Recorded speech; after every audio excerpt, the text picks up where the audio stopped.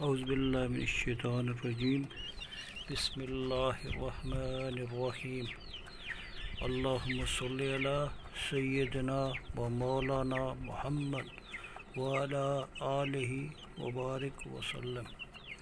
دوستو السلام علیکم۔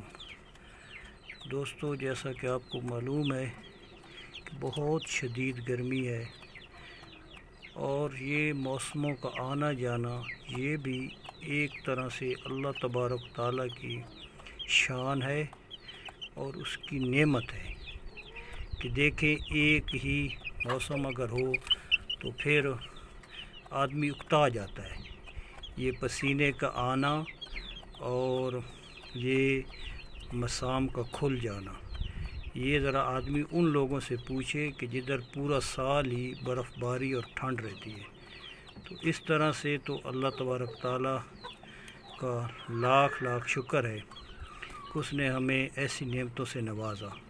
دوسری جانب بھائیو گرمی ہے، تو اس گرمی کو اللہ تبارک و تعالیٰ خیر و عافیت سے گزارے اور اپنا بھی خیال رکھیں۔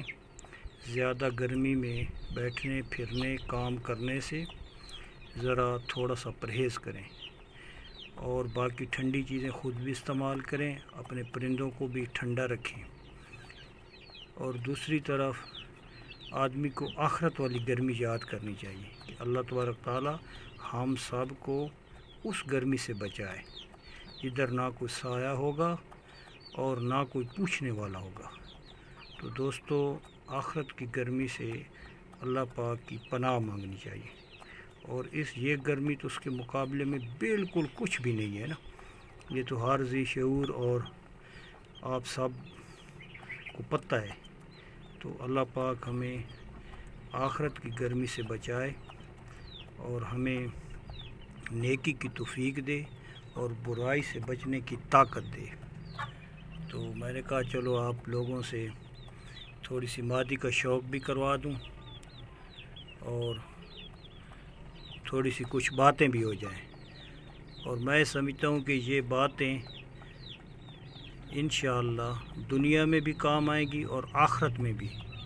یہ ایسے سمجھیں کہ ایک قسم کا زاد راہ ہے۔